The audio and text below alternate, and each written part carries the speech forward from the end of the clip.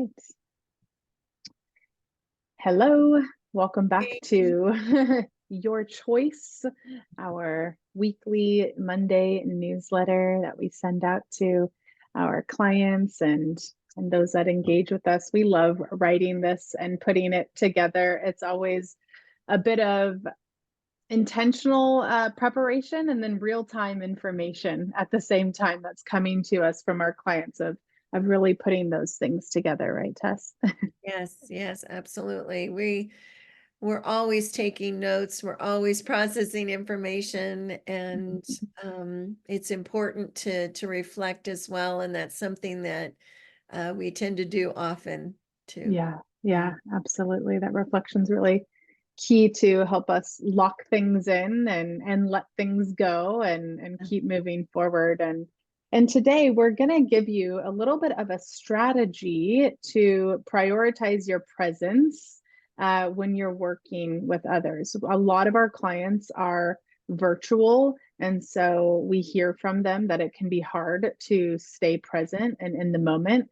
And as we talk about magnifying your own potential and your team's potential this month, we've given 5 different mindsets that you can practice, but we're pulling out this one of prioritizing presence here because it has been something that's keeps coming up.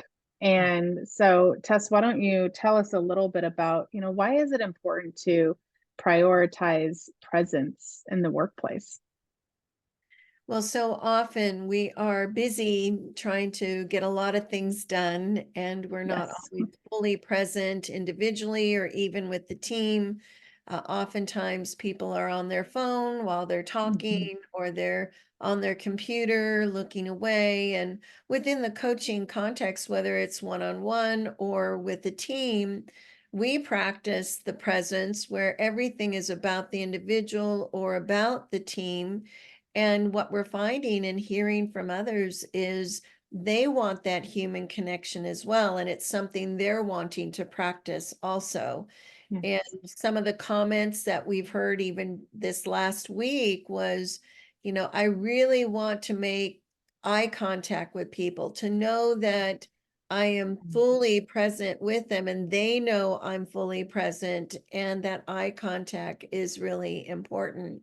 And even when I'm working with my team, they are saying the eye contact of making sure I'm looking at each person and just acknowledging the person in the room, the people in the room is a form of gratitude. It's a form of appreciation. It's a form of being grateful for the time that they are giving by being present as well. And so they're finding that the more they choose to embrace the human connection within themselves, they're able to give that to Mhm. other people. Yeah. Certainly the practice of being connected and giving that full presence. Yes, eye contact is one thing, and the other part is just this full engagement. So oftentimes people will be thinking of something that they need to do within the meeting, or thinking of the next thing, or thinking of a problem they're trying to solve, and they're not fully engaged or fully present with the conversation or the dialogue. And we don't tend to experience that so much because of the way that we're leading the seminar or leading the coaching meeting, leading the team building. We keep people pretty engaged. They know that we ask a lot of questions, so it always builds a lot of curiosity of being prepared and ready for what we're going to ask. People often joke about that, and I came prepared, Tess, is what they'll say. Yeah, And yeah. that's always a good thing. It shows that they're going to be fully engaged. And you and I both enjoy a great dialogue, a full engaged dialogue. And when we do experience that full engaged dialogue, we also start to understand where another person's coming from, where their thought process is. We have greater clarity as to where some of the challenges might be, or where more understanding and communication, collaboration is needed. And so all of that really starts to tell us a lot of information so that we can end up having a good outcome. Now, that Mhm. good outcome may mean that we're working on a goal, so it takes time for a good outcome, or a project, it takes time.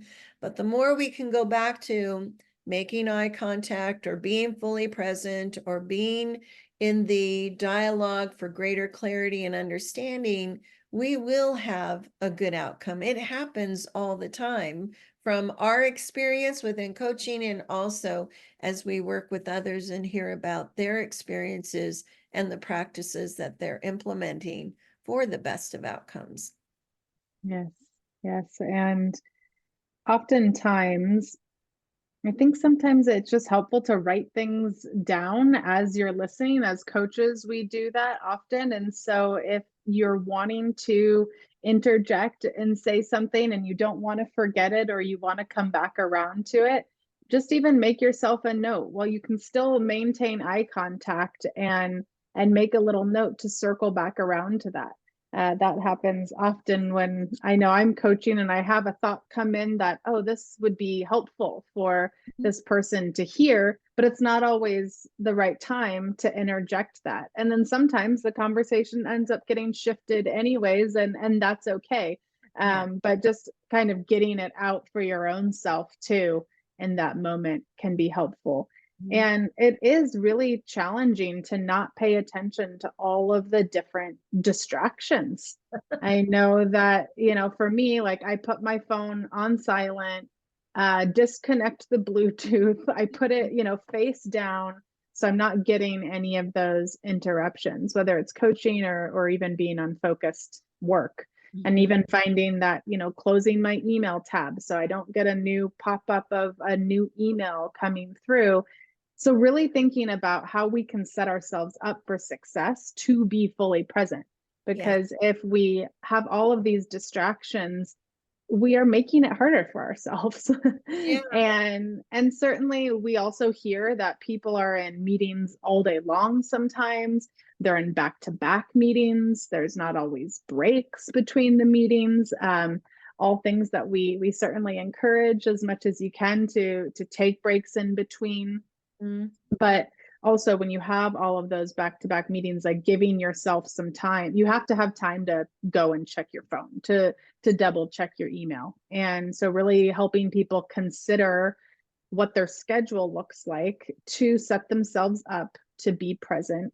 Because when we're present, that's when we have the connection, and that's what leads us to Mm. doing the most meaningful work and Yeah. impactful work and productive and efficient and effective, all of the things that organizations want to hear, Yeah. that their leaders are doing, right? But it starts with the simple.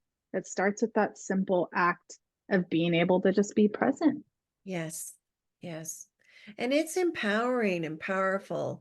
You and I had an experience on Tuesday evening being with a group of entrepreneurs and leading that particular group. Yet, once we got it started, the dialogue was just took off and was so enriching and so Yes. empowering that everyone was so in the present moment and giving such good positive feedback and even support and encouragement.